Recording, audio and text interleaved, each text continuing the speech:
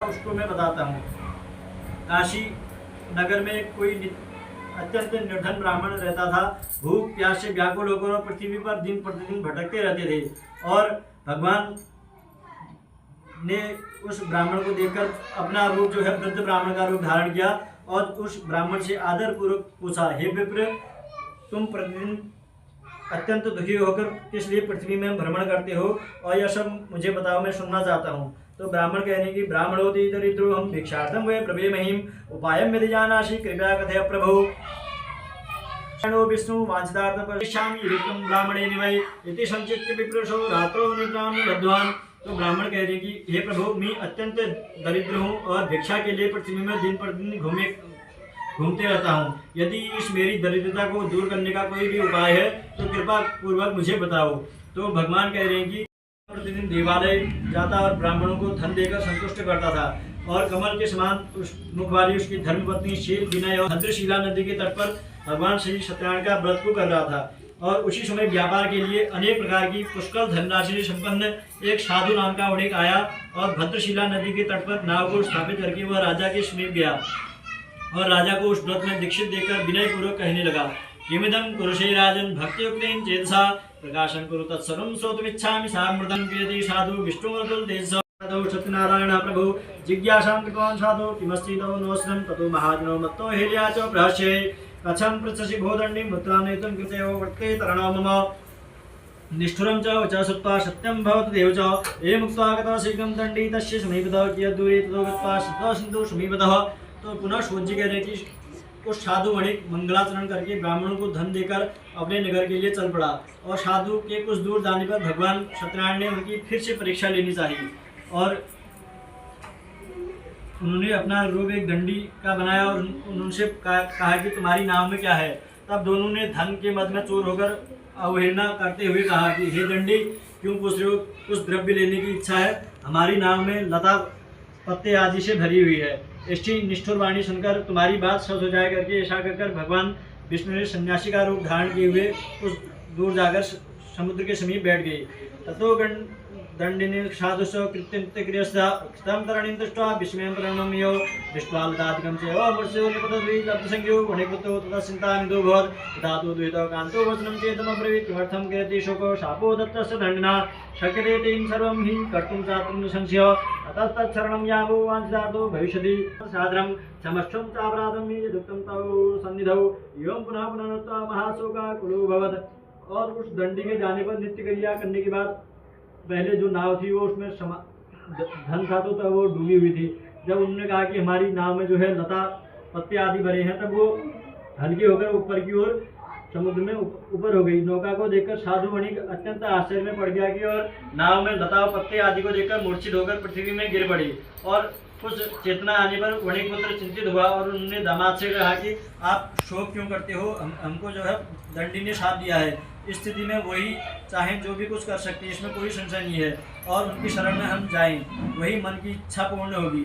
और दामाद और जमाता की बात सुनकर साधु वणिक वो बड़ा होगा, तो उन्होंने दोनों की परीक्षा लेनी चाहिए। तो भगवान ब्रह्मा जो है स्वर्ग लोक को चले गए, भगवान विष्णु जो है पाताल को लोक को चले गए बराह रूप धारण करके। वो खोदते रहे, उनको कहीं भी भगवान के लिंग का वो नहीं मिला, शक्ति नहीं मिली। और जो है भगवान ब्रह्मा जी स्वर्ग लोक को गए तो वहाँ उन्होंने कहा कि एक केतकी का पुष्प चढ़ा हुआ था, उससे कहा कि मैंने जो है तुम्हारे भगवान लिंग के ऊपर से ये ब्रह्मा जी इसको लाए हैं और ऐसा कह देना करके।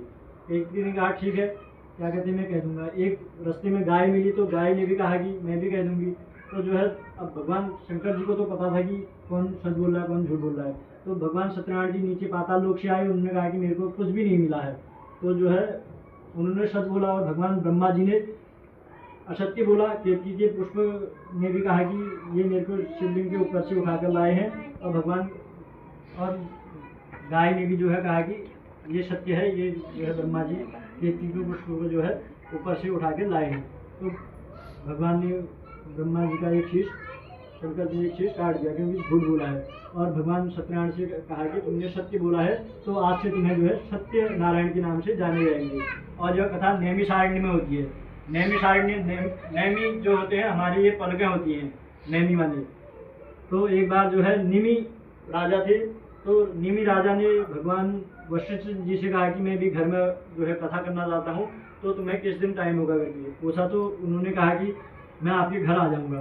तो उन्होंने घर आए तो दिन बाद निकाला। उसके बाद जो है कहा कि मैं अभी तो स्वर्ग लोक में जा रहा हूँ और जो है मैं कुछ दिन बाद तुम्हारे घर में कथा करूँगा। स्वर्ग लोक में राजा इंद्र की वहाँ जो है कथा थी।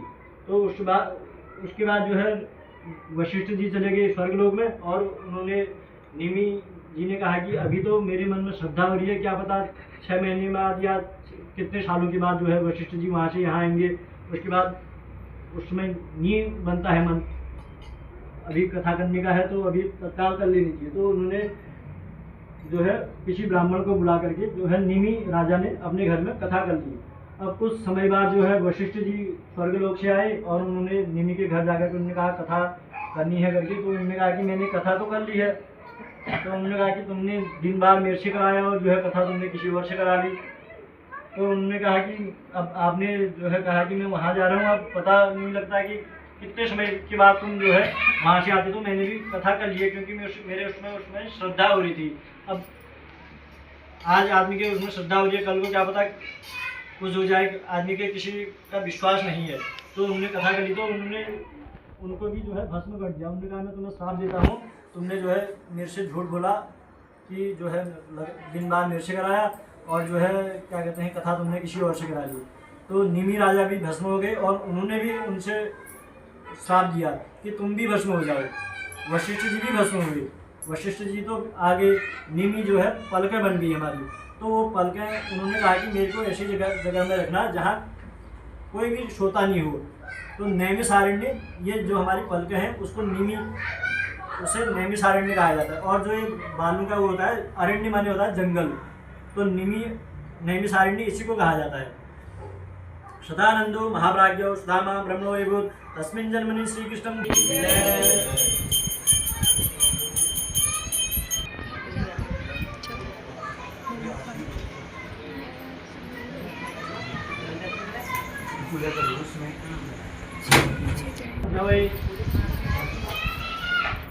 लक्ष्मी नारायण भगवान की जय, धर्म माता की जय, गौ माता की जय, गंगा माता। ओम जंगे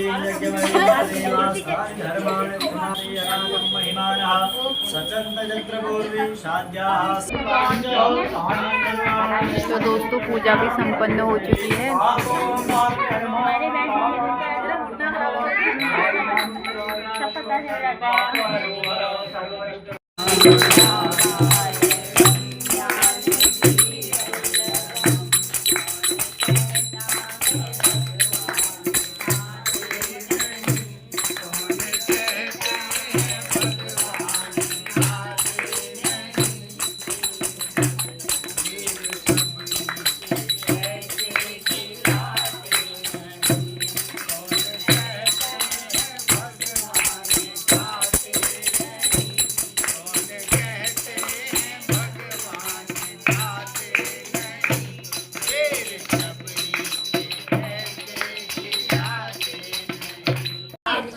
वो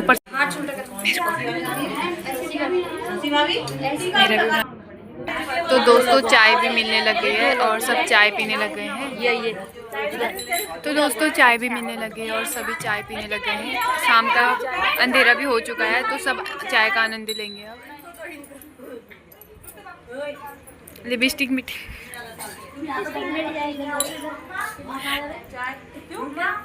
तो मिठाई भी मिलने लग गई है दोस्तों प्रसाद।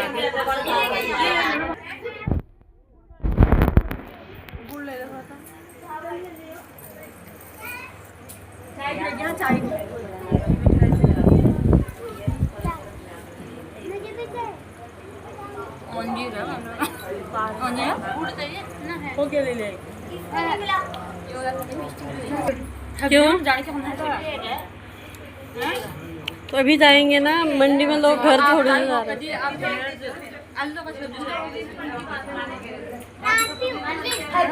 पूजा भी संपन्न हो गई है, हमने चाय प्रसादी मिल चुकी है। अब जाते हैं घर की ओर। घर भी जाने लगे हैं। पूजा भी संपन्न हो गई। अम्मा कैसा लगा कथा में? ठीक लगा। तो भाभी लोग भी आ रहे हैं, देखते हैं सब्जी लेने जाते हैं। घर जाते हैं सब्जी लेने जाएंगे क्या? भाभी तो यहीं रुक गई। तो हम घर जा रहे हैं, भाभी ही रुकी है। मामी कैसा रहा आपका आज का दिन? मज़े आए? हम सब्जी लेने रात को 8 बजे, मामी मैं और दीदी। अंधेरा भी हो गया अच्छी तरह से और अभी जा रहे हैं हम सब्जी लेने। ऐसे लोग हैं हम, ऐसे रात को। तो हम पहुंच चुके हैं गैस मंडी में। तो दगड़े हम आ गए हैं। मेरे मोमो आ गए हैं, दी के भी मोमो आ गए हैं, मामी का चाउमीन आने वाला है, तो अभी चाउमीन भी लाते हैं।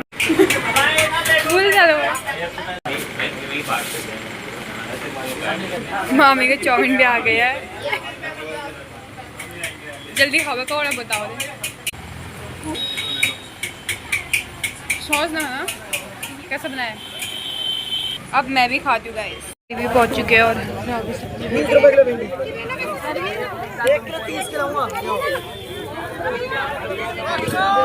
तो दोस्तों नीचे कितनी खतरनाक कीचड़ उड़ गई।